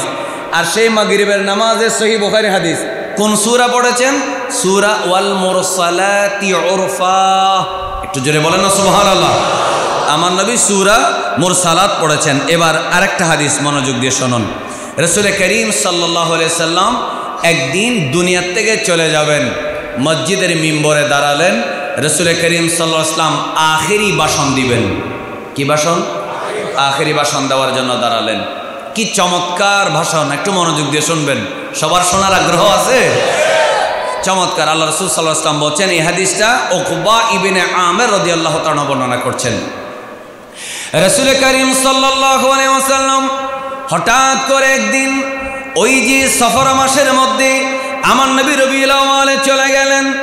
আর সফর মাসের যে কোনো একটা সময়, মাঝামাঝি সময়, আল্লাহর নবী সরওয়ারে কায়নাত সাল্লাল্লাহু আলাইহি ওয়াসাল্লাম মিম্বরে উঠলেন। তামাম সাহাবে কেরামদেরকে ডাকা হলো। নবী করিম সাল্লাল্লাহু আলাইহি ওয়াসাল্লাম ভাষণ দিবেন। ভাষণ দেওয়ার আগে হাদিসের মধ্যে আরেকটা কথা আছে। আমার নবী সরওয়ারে কায়নাত সাল্লাল্লাহু আলাইহি ওয়াসাল্লাম বলেন, ও আমার সাহাবীরা, আপনারা যারা মদিনায় গিয়েছেন আওয়াজ করে বলেন মদিনার মধ্যে মজা আছে না নেই? আওয়াজ করে বলেন আছে না নেই? আমাদের সবার মদিনায় যাওয়ার ইচ্ছা আছে না নেই? আল্লাহ আমাদের জিন্দেগিতে একবার হলেও মদিনায় যাওয়ার তৌফিক দেন। জোরে বলেন আমিন। আমার বাইরে মনোযোগ। আমার নবী মদিনা মুনাওয়ারায় প্রথমে হাদিসের প্রথম অংশের মধ্যে বলা হলো তামাম সাহাবায়ে কেরামদেরকে বললেন, চলো রে, যারা মদিনা শরীফে গিয়েছেন তারা জানেন মসজিদে নববীর গেটের মধ্যে দাঁড়ালে একটা দূরে কালো কালো ধরনের পাহাড় দেখা যায়। ওই পাহাড়ের নাম হলো ওহদ পাহাড়। ওই যে 3য় হিজরিতে ওহদের যুদ্ধ হলো। রাসূল করিম সাল্লাল্লাহু আলাইহি সাল্লাম বললেন, ও আমার সাহাবায়ে কেরাম, আমি দুনিয়ার থেকে চলে যাব, আমি শুধু তোমাদের থেকে বিদায় নেব না।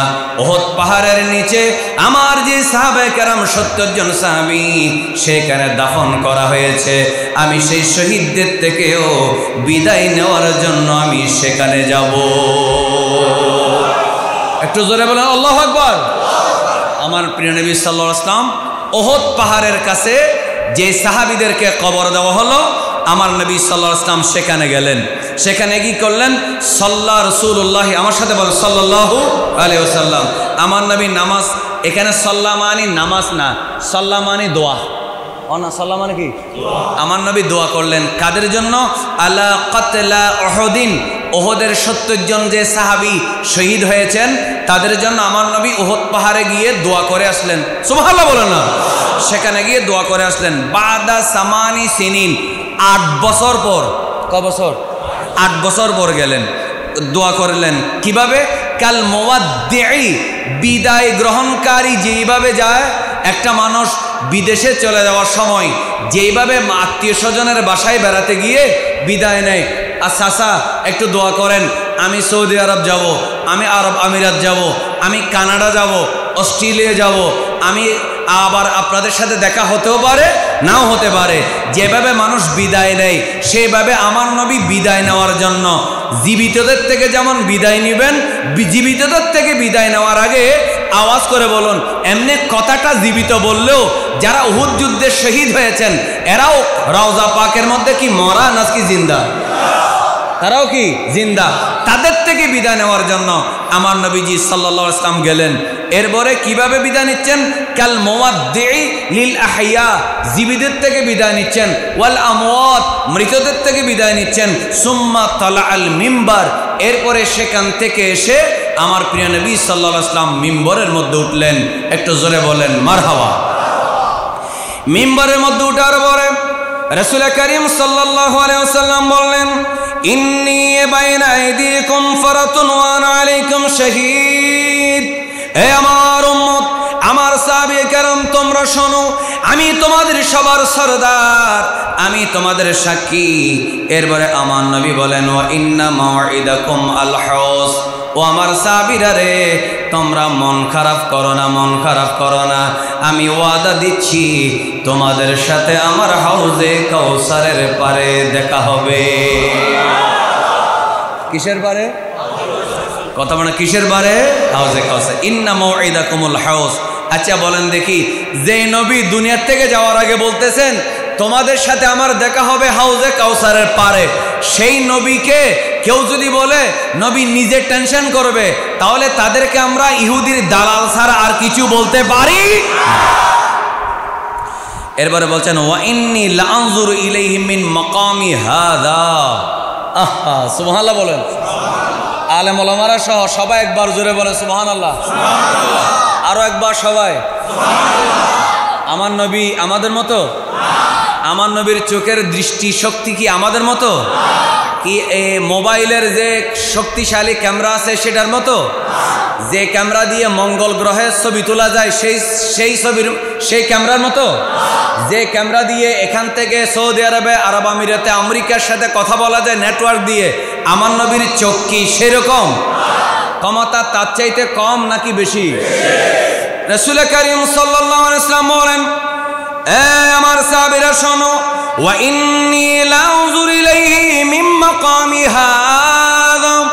এ আমার সাহাবায়ে কেরাম, তোমাদের সাথে আমার হাউজে কাউসারের পারে দেখা হবে। শুধু তা না, আমি নবী মদিনার মিম্বরে দাঁড়াইয়া আমি আমার কপালের চোখে হাউজে কাউসার দেখতে পাচ্ছি। আরো জোরে, আমি নিজের কপালের চোখে দেখতে পাচ্ছি। শুধু তা না, ওয়া ইন্নী লাস্তু আখশা আলাইকুম। যারা যুবক ভাইয়েরা বলেন, এখন অপরাধ আমাদের দেশে দিন দিন কমতেছে না বাড়তেছে? রাজনৈতিক দিকে নিবেন না, এটা দরবার, এটা আল্লাহর ওলির একটা আস্তানা, এটা মসজিদ, এটা রহমতুল্লিল আলামিনের মাহফিল। রাজনীতির দিকে নিবেন না, সাফ সাফ বলেন অপরাধ কি দিন দিন, এটা এই বছর 2 বছর 3 বছর না, ওই যে গত 40 বছর ধরে যদি আপনি স্টাডি করেন, 50 স্বাধীনতার পর থেকে স্টাডি করেন, আগের থেকে স্টাডি করেন, দিন দিন অপরাধ কি কমে না বাড়ে? রাজনীতির দিকে নেওয়া যাবে না, বলে না দিন দিন কি কমে না বাড়ে? চুরি ডাকাতি বলে না, চুরি ডাকাতি, খুন খারাপি কি হিন্দুয়ে মুসলমানে মারে নাকি মুসলমানে মুসলমান মারে? স্বীকার করতে কোনো অসুবিধা আছে? স্বীকার করেন না, নিজের দোষ স্বীকার করেন না। বাংলাদেশে কি হিন্দুরা সুদ খায়, মুসলমানে খায় না? বলে না খায় না? ইয়াবার ট্যাবলেট যেগুলো বিক্রি হয় এগুলা কি শুধু হিন্দুরা খায়? মুসলমানে খায় কিনা? স্বীকার করেন, খায় কিনা? মাদক যেগুলো বিক্রি হয় এগুলো কি সব হিন্দু বৌদ্ধরা খায়? এখানে মুসলমানের বাচ্চাও ক্রেতা আছে না নাই? যেখানে নাউজুবিল্লাহ, এখানে মসজিদের ভিতরে বলতে বাধ্য হচ্ছি এই যে। এবার আবারও আমরা হাদিস শরীফে চলে আসি। এটা কি? এটা হলো বুখারী 4042 নম্বর হাদিস। এতক্ষণ যেটা বলছিলাম, ওহদ পাহাড়ে গিয়ে ওহদের শহীদদের থেকে বিদায় নিলেন, জীবিতদের থেকে বিদায় নিলেন, বললেন আমি তোমাদের সরদার, সবার আগে আমি তোমাদের থেকে বিদায় নিয়ে আমি চলে যাচ্ছি, তোমাদের সাথে হাউজে কাউসারের পারে দেখা হবে। সুবহানাল্লাহ বলো না? বলতে বলতে আমার নবীজি এতটুকু বললেন, আমি এখান থেকে হাউজে কাউসার দেখতে পাচ্ছি। এরপরে বললেন, তবে আমি তোমাদের ব্যাপারে একটা ভয় পাই না। সেটা কি? ইন্নী লাস্তু আখশা আলাইকুম আন তুশরিকু ওয়ালাকিন্নী আখশা আলাইকুমুদ দুনিয়া আন তানাফাসুহা। আমার নবী ১৫০০ বছর আগে বলে গেলেন, জেনারেশন জেড আপনারা শোনেন, যারা রাজনীতি করেন আপনারা শোনেন, আজকে ৩-৪ মাস পরে যারা ইলেকশন করবেন আপনারা শোনেন, যারা ভোটে যাবেন আপনারা শোনেন, যারা কেন্দ্র দখল করবেন আপনারাও শোনেন, যারা মব সৃষ্টি করবেন আপনারাও শোনেন, যারা মায়ের বুক খালি করবেন আপনারাও শোনেন। এই দুনিয়া শেষ নয়, রাজনীতি শেষ নয়, এইবারের ক্ষমতা শেষ নয়, গতবারের ক্ষমতা শেষ নয়, আগামী ক্ষমতা শেষ নয়, 10 বছরের ক্ষমতা শেষ নয়।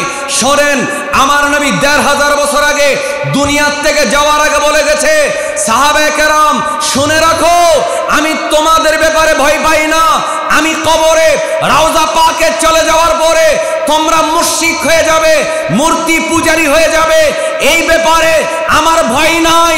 আমার ভয় হলো তোমরা দুনিয়ার জন্য, ক্ষমতার জন্য, সম্পদের জন্য, চেয়ারম্যানগিরির জন্য, এমপিগিরির জন্য, মন্ত্রীগিরির জন্য, ক্ষমতার জন্য, দ্বন্দ্বৌলতের জন্য একে অপরে মারামারি করবে, একজন আরেকজনকে হত্যা করবে।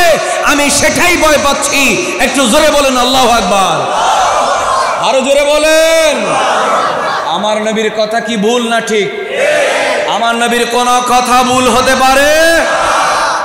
১৩০০০ বছর আগে বলে গেছেন আমার নবী।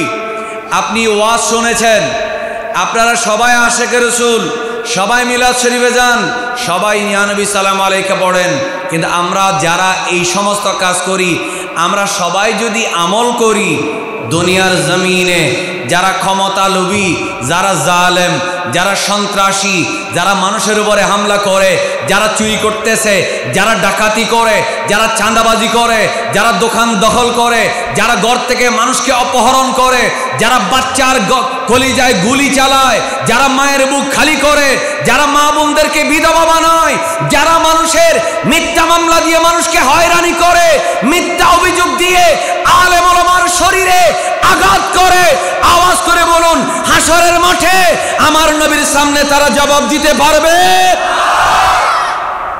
তারা জবাব দিতে পারবে? এগুলো আমাদের বলার দরকার আছে না নেই? এশকের কথা আমরা বলবো, এক একজন এক এক সাবজেক্টে পারদর্শী, এশকের কথা কেউ খুব ভালো বলতে পারে, কিন্তু আমার ভাইয়েরা আপনারা বলুন, একজন মানুষ মায়ের বুক খালি করতেছে, অপহরণ করতেছে, চুরি করতেছে, আরেকজনের জায়গা দখল করতেছে, মিথ্যা মামলা দিচ্ছে, আলেম ওলামাকে মিথ্যা অভিযোগ দিয়ে পিটিয়ে মেরে ফেলতেছে, আর পুলিশ সেই মানুষকে সেভ করতেছে না, মানুষের জানমাল রক্ষা করে না।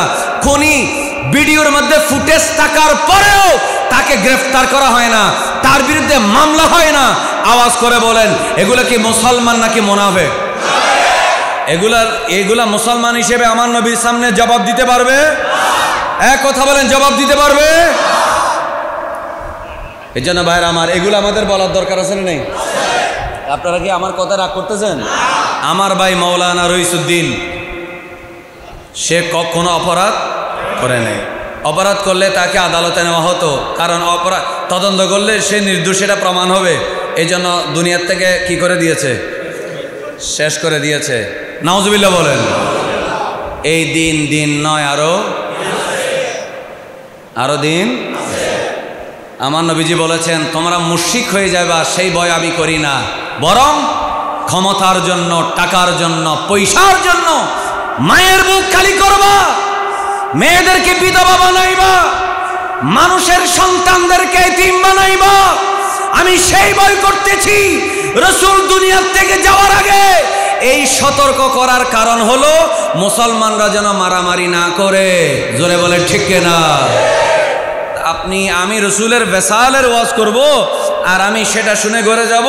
আমার নবী দুনিয়ার থেকে যাওয়ার আগে যেই কথাটা সতর্ক করে দিয়েছেন, আমি সেটা সতর্ক হব না, তাহলে এই মাহফিল শোনার কোনো অর্থ থাকতে পারে না। আমার কথা মনে কষ্ট নিয়েছেন? রাসূল করিম সাল্লাল্লাহু আলাইহি ওয়াসাল্লাম দুনিয়ার থেকে যাওয়ার আগে এই কথাটাও বলে গিয়েছেন। এবার আসেন, আমার প্রিয় নবী বলেন সাল্লাল্লাহু আলাইহি ওয়াসাল্লাম, তিনি দুনিয়ার থেকে চলে যাচ্ছেন। বলেন, দুনিয়ার থেকে চলে যাচ্ছেন। আমি হাজের নাজের ব্যাপারে 2-3টা রিওয়ায়াত বলবো। জিব্রাইল এসেছেন। কে এসেছেন? জিব্রাইল এসেছেন। সহিহ মুসলিম শরীফের একটা হাদিস আছে, রাসূল করিম সাল্লাল্লাহু আলাইহি ওয়াসাল্লাম বলেছেন, আল্লাহ গোটা দুনিয়াকে আমার সামনে উপস্থিত করেছেন। এই আওয়াজে মানে না, আরো জোরে বলেন। 7150 নম্বর হাদিস, মুসলিম শরীফ। ইন্নাল্লাহা জাওয়ালিয়াল আরদা ফারাআইতু মাশারিকাহা ওয়া মাগারিবাহা। আল্লাহ গোটা পৃথিবী আমার সামনে বাস করে এনে দিয়েছেন, আমি পূর্ব পশ্চিম সব কিছু আমি এক জায়গায় বসে দেখে ফেলেছি। তাহলে নবীর কাছে কোনো কিছু গোপন থাকতে পারে और कोई गैब क्या तुमसे नहा हो भला, जब न खुदा ही छुपा तुम पे करोड़ों दरूद। अल्लाहुम्मा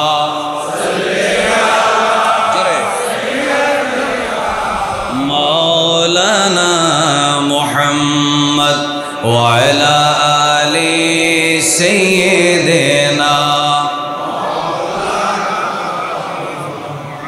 খুব দ্রুত বলে ফেলি, রাসূল করিম সাল্লাল্লাহু আলাইহি ওয়াসাল্লাম অসুস্থ হওয়ার পরে মাওয়াহিবুল লদুনিয়াতে বলা হলো 13 দিন 14 দিন, কয়দিন বললাম? 13 দিন বা 14 দিন আমার নবী কি ছিলেন? অসুস্থ ছিলেন। আবার মাঝখানে রাসূল করিম সাল্লাল্লাহু আলাইহি ওয়াসাল্লাম একদিন অসুস্থ অবস্থা থেকে বের হয়ে সাহাবায়ে কেরামদেরকে ইমামতি করে নামাজও পড়িয়েছেন। আবার এমনও আছে রাসূল করিম সাল্লাল্লাহু আলাইহি ওয়াসাল্লাম পর্দা ফাঁক করে হুজরাত থেকে চেহারা মুবারক বের করেছেন। সাহাবায়ে কেরাম মনে করলেন আমার নবী আসবেন, সাহাবীরা সবাই আমার নবীর দিকে দেখতেছেন। সিদ্দিক আকবর পিছনে আসতে চাচ্ছেন, আল্লাহ রাসূল বললেন না আমি যাব না, ইশারা করে বললেন তোমরা নামাজ পড়ে ফেলো। সুবহানাল্লাহ বলেন। আরেক রিওয়ায়াত আছে রাসূল করিম সাল্লাল্লাহু আলাইহি ওয়াসাল্লাম আসলেন, আসার পরে সাহাবায়ে কেরাম সবাই এইভাবে তালি দিচ্ছেন, এভাবে না, এভাবে আওয়াজ করতেছেন। সিদ্দিক আকবর আস্তে করে ইমামতির মুসাল্লার থেকে পিছনে চলে আসলেন, আমার নবী বাকি নামাজগুলা পড়াই দিলেন। একটা মানুষ, একজন ইমাম, অজু আছে, সব আছে, অজু নষ্ট হয় নাই, অসুস্থ হয় নাই, সুস্থ আছে, তিনি আরেকজন ইমামের জন্য 2 রাকাত নামাজ পড়ায়, আর 2 রাকাতের জন্য পিছনে আসা জায়েজ আছে? নাই বলেন না, জায়েজ আছে। হ্যাঁ, অসুস্থ হয়ে গেলে তিনি আস্তে করে পিছনে চলে আসবেন, ওনার যদি অজু নষ্ট হয়ে যায় তিনি পিছনের দিকে চলে আসবেন, বাকি নামাজটা যিনি পিছনে আছেন তিনি সামনে গিয়ে পড়াই দিবেন। সুবহানাল্লাহ বলে না। কিন্তু সিদ্দিক আকবর নামাজের ভিতরে আমার নবীকে তাজিম করে পিছনে চলে আসলেন, রসুলকে সামনে দিলেন। তাহলে বোঝা গেল নামাজের ভিতরে নবীকে তাজিম করা যাবে। শুধু যাবে না, নবীকে তাজিম না করলে নামাজ আদায় হবে, বলে না আদায় হবে। কারণ আল্লাহ বলেছেন সাল্লু কামা রাআইতুমুনি উসাল্লি, আমি যেভাবে নামাজ পড়তে দেখেছো তোমরা সেইভাবে নামাজ পড়ো। একটু মহব্বতে বলবেন না সুবহানাল্লাহ। আসুন তো, রাসূল করিম সাল্লাল্লাহু আলাইহি ওয়াসাল্লামের কাছে জিব্রাইল আসলো। কে আসলো বললাম? আসার পরে ইবনে নাবাতার মধ্যে বলা হচ্ছে 12 তারিখ রবিউল আউয়ালের কত তারিখ? 12 তারিখ। কিন্তু অন্যান্য কিছু কিতাবে আছে আরও আগে। এটা নিয়ে কি আছে? ইখতিলাফ আছে। নবী দুনিয়াতে আসছেন রবিউল আউয়ালের 12 তারিখ, কোন ইখতিলাফ, কিন্তু দুনিয়ার থেকে 12 তারিখ চলে গেছেন কিনা এটা নিয়ে কি আছে? ইখতিলাফ আছে। তো রাসূল করিম সাল্লাল্লাহু আলাইহি ওয়াসাল্লামের কাছে জিব্রাইল আসলো। জিব্রাইল এসে সালাম দিল। সুবহানাল্লাহ বলুন। সালাম দেওয়ার পরে নবী করিম সাল্লাল্লাহু আলাইহি ওয়াসাল্লাম বললেন, জিব্রাইল তুমি কেন এসেছো? বলে, ইয়া রাসূলুল্লাহ আমার সাথে আরেকজন ফেরেশতা আসছে। বলে, কে? আজরাইল আলাইহিস সালাম। তা আমার নবী বলে, জিব্রাইল তুমি তো আসছো, আজরাইলকে নিয়ে এসেছো, আমি বুঝতে পেরেছি আমার আর সময় নেই। তো জিব্রাইল আদবের সাথে বললেন, ইয়া রাসূলুল্লাহ আমার আল্লাহ আমাদেরকে নির্দেশ দিয়েছেন আপনি অনুমতি দিলে তারপরে আপনার রূহ কিছুক্ষণের জন্য কবজা করা হবে। একটু জোরে বলেন না সুবহানাল্লাহ।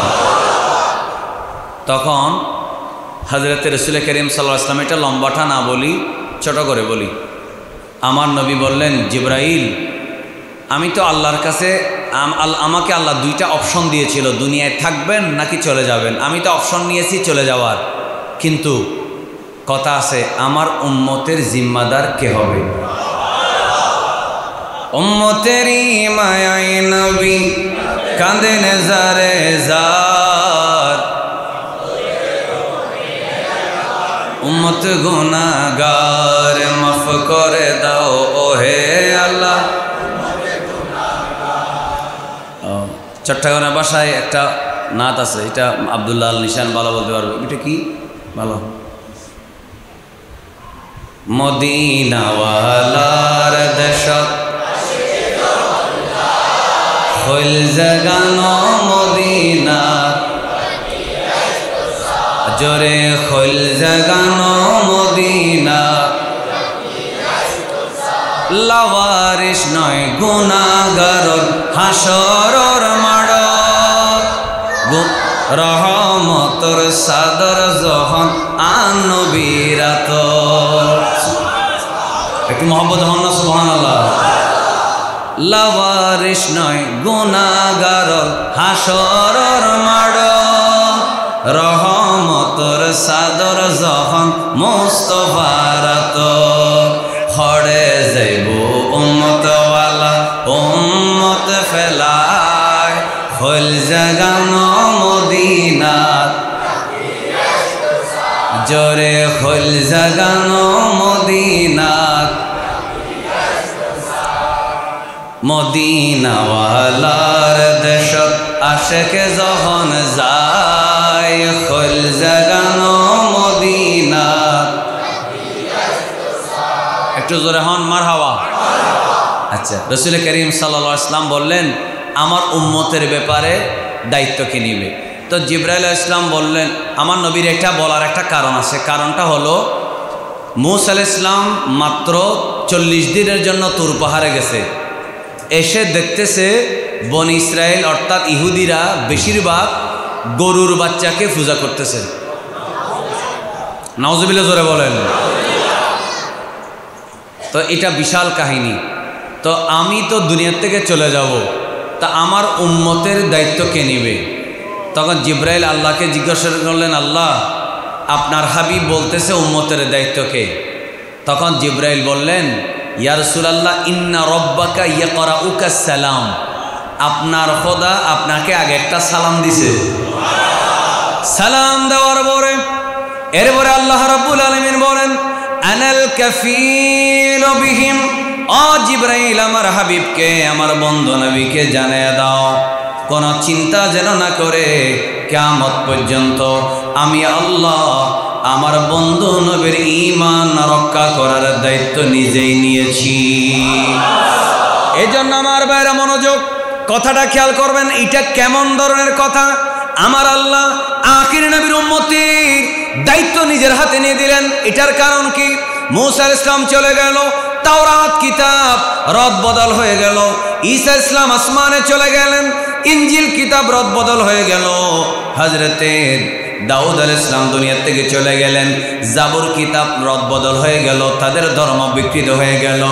আমার আল্লাহ বলে ইন্না নাহনু নাযালনা যিকরা ওয়া ইন্না লাহু লাহাফিজুন।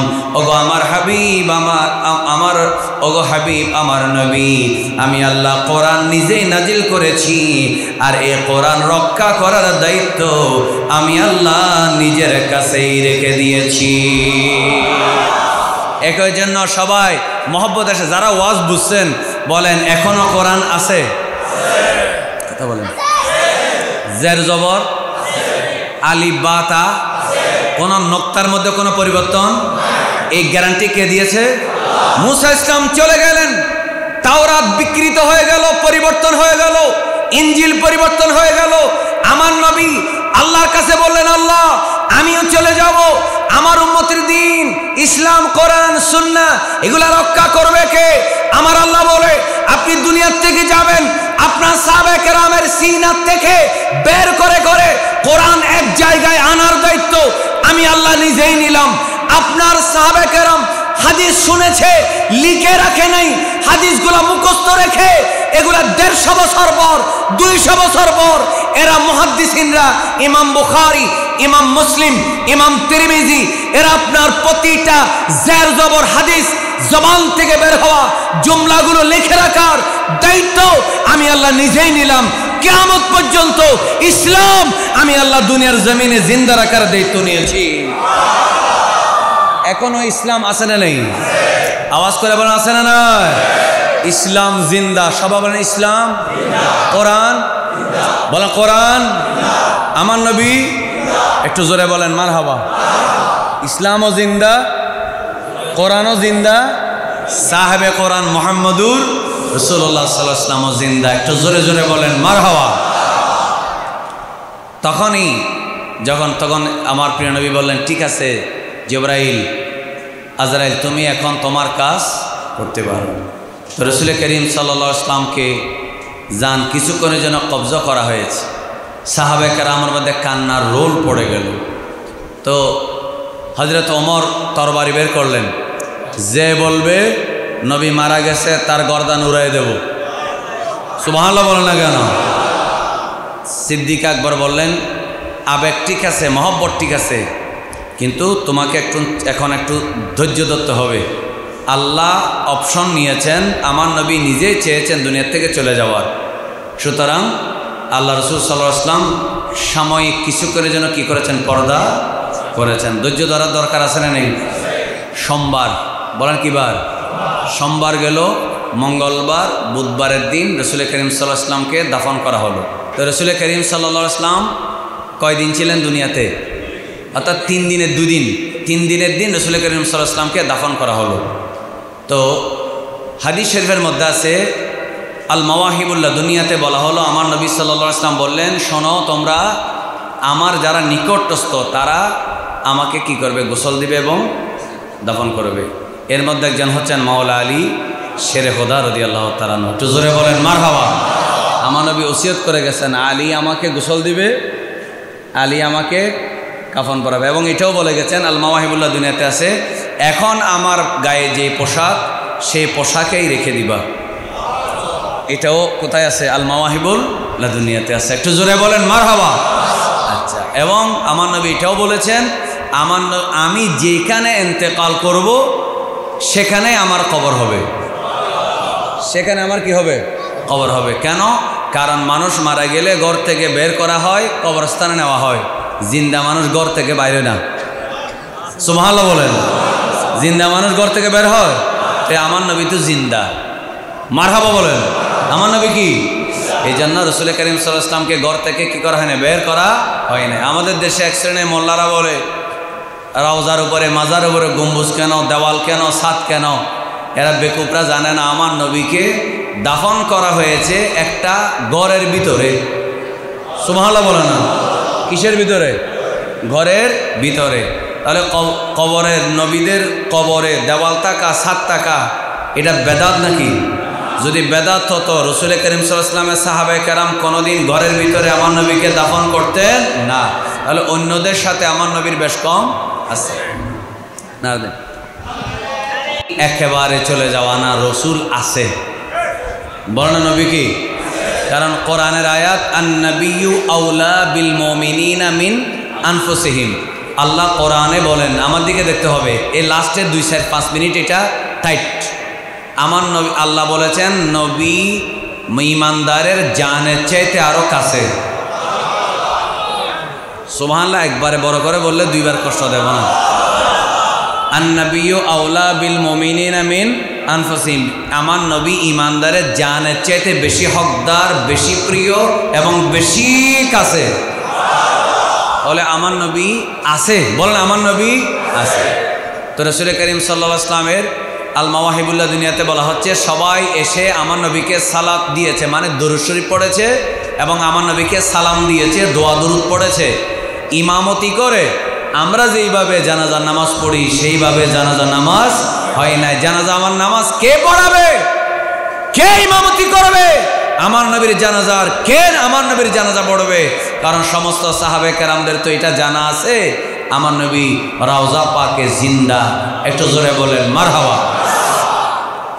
এই জন্য রাসূল করিম সাল্লাল্লাহু আলাইহি ওয়াসাল্লামকে কেউ জানাজা, আমাদের জানাজায় যেভাবে হয় সেই ধরনের জানাজা হয় না। শুধু দোয়া দরুদ পড়েছে, আমার নবী সাল্লাল্লাহু আলাইহি ওয়াসাল্লামের উপরে দরুদ শরীফ পড়েছে দাঁড়িয়ে দাঁড়িয়ে, ইয়া নবী সালাম আলাইকা, সালাতু ওয়াসসালামু আলাইকা রাসূলুল্লাহ, আসসালাতু ওয়াসসালামু আলাইকা হাবিবাল্লাহ ওয়া আলা আলিকা ওয়া আসহাবিকা ইয়া সাইয়্যিদি ইয়া রাহমাতাল লিল আলামিন বলে বলে আমার নবীকে সালাম দিয়েছেন।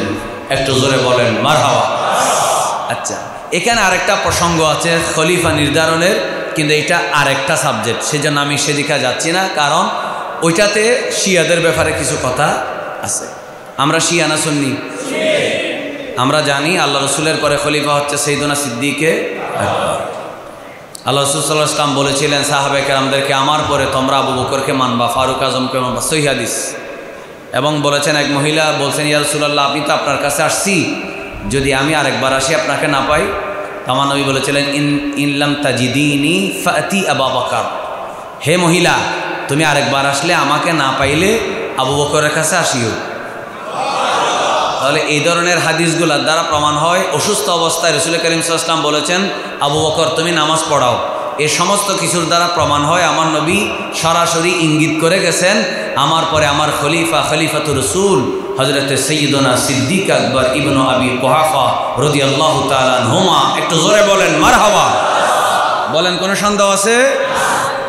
এবার আসুন, আমি একেবারে 2 মিনিট করে 2টা হাদিস শরীফ বলে আলোচনা শেষ করে দেব। আমরা যারা এখন আছি, আমাদের বিশ্বাস হলো আমার নবী হাজের ও নাজের।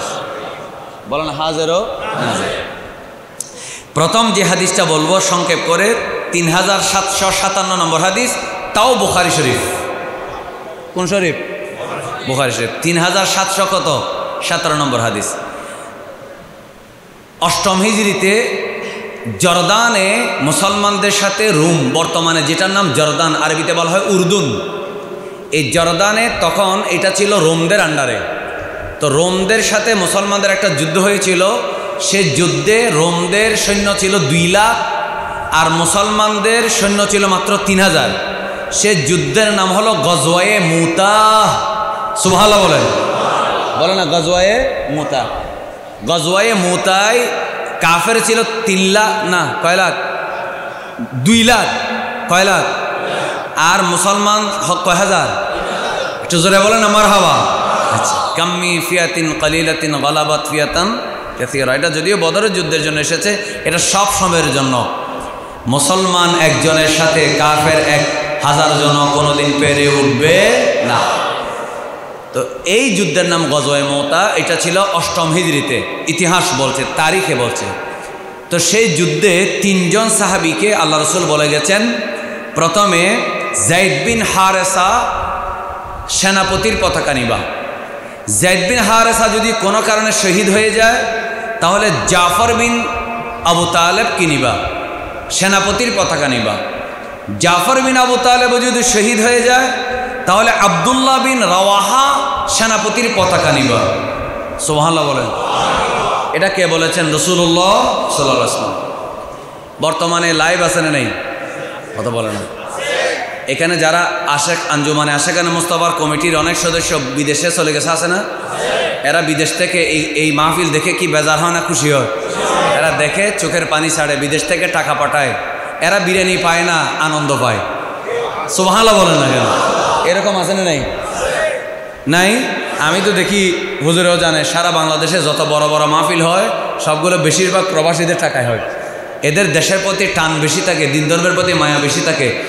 অনেক ছেলেরা মনে মনে চিন্তা করে আমেরিকায় গেলে এখানে তো ফ্রি, এখানে যা ইচ্ছা প্রেম করব। কিন্তু যখন আমেরিকায় যায় দেখে সেখানে নামাজ আরো বেশি করে। মানে ইহুদি খ্রিস্টানদের বেলাল্লাফানা বেহায়াফানা দেখে এই মুসলমানদের ভিতরে দ্বীনের মহব্বত বেড়ে যায়। ঠিক কিনা বলো না? এই জন্য দেখবেন ইউরোপে যারা যায়, আমেরিকায় যারা যায়, সেই ছেলেরা বাঙালি ছেলেদের চাইতে নামাজ বেশি করে। হন না? ঠিক কিনা? হন না? কারণ ওখানে গেলেই মানুষ বুঝতে পারে ইসলাম কি, অন্য ধর্ম কি। কথা বুঝতে পারছেন? আচ্ছা, মনোযোগ। তো লাইভের মধ্যে সম্প্রচার হচ্ছে, একই টাইমে এখানে মাহফিল করতেছি, আরব আমিরাত থেকে আমাদের বাইরে শুনতেছে। তো আল্লাহ রসুল 8ম হিজরিতে যুদ্ধের মাঠে পাঠাইলেন, মুতার যুদ্ধে 3 জন সেনাপতি নির্ধারণ করে দিলেন। আল্লাহ রসুল মিম্বরে দাঁড়ালেন, যুদ্ধ চলতেছে। হঠাৎ করে বলেন, এই সাহাবীরা, আমি দেখতে পাচ্ছি যায়েদ বিন হারেসা শহীদ হয়ে গেছে। বলেন ইন্না লিল্লাহি। এরপরে বললেন কিছুক্ষণ পরে, এই আমি দেখতে পাচ্ছি হযরতে জাফর বিন আবু তালেব তিনি যুদ্ধের পতাকা হাতে নিয়েছেন। কিছুক্ষণ পরে বললেন, এই জাফর বিন আবু তালেব আমার চাচাতো ভাই, তিনি শহীদ হয়ে গেছেন। বলেন ইন্না লিল্লাহি ওয়া ইন্না ইলাইহি রাজিউন। এরপরে বললেন আমি দেখতে পাচ্ছি আব্দুল্লাহ বিন রাওয়াহা যুদ্ধের সেনাপতির পতাকা নিলেন। আমি এখন দেখতে পাচ্ছি কিছুক্ষণের পরেই সে ইন্তেকাল করেছেন, শহীদ হয়েছেন। বলেন ইন্না লিল্লাহি। কয়জন গেল? 3 জন শহীদ হওয়ার পরে রাসূল করিম সাল্লাল্লাহু আলাইহি ওয়াসাল্লাম বললেন আমি মসজিদের মিম্বরে দাঁড়িয়ে দেখতে পাচ্ছি সাইফুম মিন সুয়ুফিল্লাহ, আল্লাহর তরবারি খালিদ বিন ওয়ালিদ এবার জিহাদের সেনাপতির পতাকা নিয়েছে। আমি দেখতে পাচ্ছি মুতার যুদ্ধে আল্লাহ খালিদ বিন ওয়ালিদের নেতৃত্বে বিজয় দান করেছে। হয় না? আরো জোরে বলেন। বলে আমার নবী দেখেন কি দেখেন না? এই দেখার ক্ষমতা আমার নবীকে কে দিয়েছে? সে ক্ষমতা আমার নবী রওজা পাকে যাওয়ার পরে কি কমেছে না বেড়ে গেছে? বেড়ে গেছে। এবার আর একটা হাদিস শরীফ বলি। আপনারা মুহররম মাসে কারবালার ওয়াজ শুনছেন না? কথা বলেন, কারবালার ওয়াজ শুনছেন না? এখন আপনারা আপনাদের আশেপাশে বন্ধু বান্ধবদের মধ্যে কওমি মাদ্রাসায় পড়ছে, কওমি আলেম আছে, জামাত করে, শিবির করে, এরকম অনেক মানুষ আছে না নেই? তো অনেক দেখবেন তাদের অনেক বক্তারা বলে রসুল সাধারণ মানুষের মতো, শুধু বেশকম হচ্ছে কি তার কাছে কোরআন আসছে আমাদের কাছে আসে নাই, বেশকম এটা। তো আপনি তাকে কি বলবেন? আপনি তাকে বলবেন বুখারী 3757 নম্বর হাদিসে বলা হচ্ছে মোবাইল লাইভ ক্যামেরা বের হওয়ার আগে মুতায় জর্দানে যুদ্ধ হচ্ছে, মদিনায় আমার নবী লাইভে বলতেছেন, সরাসরি দেখে দেখে বলতেছেন। তাহলে কোনোদিন সেই নবী আমাদের মতো হতে পারে? ক্লিয়ার? বলে না ক্লিয়ার? তাহলে আমাদেরকে কেউ যদি ভুল বুঝায় আমরা সেটা কোনোদিন মানব না। এক। দ্বিতীয়ত রাসূল করিম সাল্লাল্লাহু আলাইহি ওয়াসাল্লামের যখন দুনিয়া থেকে চলে গেলেন 50 বছর পর, কয় বছর? 11 হিজরিতে আমার নবী রবিউল আউয়ালে চলে গেলেন। 61 হিজরির মুহররমের 10 তারিখ তিরমিজি শরীফ 3771 নম্বর হাদিস। 3700 কত নম্বর? 71 নম্বর হাদিস। কোন শরীফ? তিরমিজি শরীফ। রাসূল করিম সাল্লাল্লাহু আলাইহি ওয়াসাল্লামের স্ত্রী উম্মে সালামা রাদিয়াল্লাহু তাআলা আনহা তিনি হঠাৎ করে মুহররমের 10 তারিখ বিকেল বেলায় তিনি কাঁদতেছেন। বলে না তিনি কি কাঁদতেছেন? যখন তিনি কাঁদতেছেন দাখালতু আলা, ওই যিনি রাবি তিনি বলতেছেন দাখালতু আলা উম্মে সালামা, আমি উম্মে সালামা রাদিয়াল্লাহু তাআলা আনহার কাছে গেলাম। ওয়াহিয়া তাবকি, তিনি কাঁদতেছেন। ফাকুলতু, আমি বললাম মা ইউবকিকে, আপনি কেন কাঁদছেন? কি আপনাকে কাঁদাচ্ছে? কেন আপনি কাঁদছেন? আমার নবী দুনিয়ার থেকে যাওয়ার কয় বছর পর? 50। বললেন কয় বছর? 50। তো তিনি বললেন রাআইতু রাসূলুল্লাহ, বলেন সাল্লাল্লাহু আলাইহি ওয়াসাল্লাম, আজকে দুপুরের পর বিকেলবেলা আমি আমার নবীকে দেখেছি। কোথায়? তানি ফিল মানাম, আমি ঘুমে স্বপ্নে আমার নবীকে দেখেছি। কি অবস্থায়? ওয়া আলা রাসিহি ওয়া লিহিয়াতিহি আত-তুরাব, আমার নবীর মাথা মোবারক এবং দাড়ি মোবারকে ধুলিবালি। সুবহানাল্লাহ বলে না? আমার নবীর মাথা এবং দাড়ি মোবারকে কি? ধুলিবালি। শুকনা বালিকে তুরাব বলা হয়, আর যেগুলা পানি দিয়ে মিশ্রণ করা হয় এগুলাকে তিন বলা হয়। আমি ধুলিবালি দেখতে পাচ্ছি। তখন আমি জিজ্ঞেস করলাম মা লাকা ইয়া রাসূলুল্লাহ, ইয়া রাসূলুল্লাহ আপনার দাড়ি মোবারকে চুল মোবারকে কেন ধুলাবালি?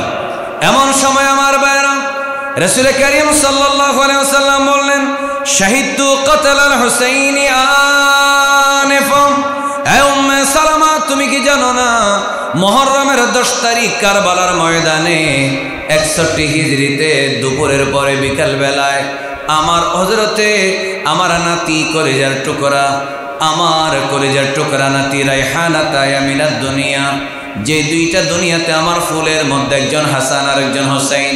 আমার হোসেন যে হলো সাইয়্যিদা শাবাবি আহলে জান্নাহ, হাসান হোসেন জান্নাতের যুবকের দুই সরদার, দুই সরদারের মধ্যে একজন হলো আমার হোসেন। এ হোসেন 61 হিজরির মুহররমের 10 তারিখ কারবালার ময়দানে শহীদ হয়ে গেছে। আমি মদিনা মুনাওয়ারা থেকে আমি সরাসরি কারবালার ময়দানে উপস্থিত হয়েছি। এই আওয়াজে মানি না? আরো জোরে বলেন। শাহিদতু, শাহিদতু মানে হাদরতু, শাহিদতু মানে হাদরতু, শুহুদুন মানে হুদুরুন। দুনিয়াতে যারা মাইকের আওয়াজে শুনতেছো তোমরা শোনো, তোমরা কওমি মাদ্রাসায় জামাত যারা করো গালি দিচ্ছি না, হেদায়েতের জন্য অনুরোধ করতেছি, বিনয়ের সাথে সসম্মানে বলতেছি। তোমরা যারা তিরমিজিকে সিয়াসিত্তার কিতাব মানো, তিরমিজির 3771 নম্বর হাদিস দেখো, আমার নবী উম্মে সালামা রাদিয়াল্লাহু তাআলা আনহাকে বলতেছে স্বপ্নে, শাহিদতু কাতালাল হুসাইন আনেফা, আমি মদিনা থেকে ইরাকে কারবালার মাঠে ইমাম হোসেনকে যেখানে শহীদ করা হয়েছে আমি সরাসরি সেখানে উপস্থিত হয়েছি। এই ক্ষমতা আমার নবীর আছে না নাই? চিল্লে বলেন আছে না নাই? আমার নবীকে এই ক্ষমতা কে দিয়েছে? আরেকবার কে দিয়েছে? তো আমার নবী যদি মদিনার থেকে কারবালার মাঠে আসতে পারে, বাংলাদেশে আসতে পারে না? আমার আপনার বাবার কবরে আসতে পারে না? আমার নবী যদি পছন্দ হয় এই মাহফিলেও আসতে পারে না? হযরতে শরফুদ্দীন বসির ঘরের মধ্যে আসে নাই? সুতরাং আমাদের বিশ্বাস হলো আমার নবী সূর্য যেমন নিজের জায়গায় থেকে সারা পৃথিবীতে আলো দেয়, আমার নবী মদিনার থেকে সারা পৃথিবীর সমস্ত উম্মতকে হাতের তালুর মতো দেখে, আবার যখন ইচ্ছা হয় আমার নবী তখন সরাসরি জিসিম সহ হাজির হইতে পারে। একটু জোরে বলেন মারহাবা।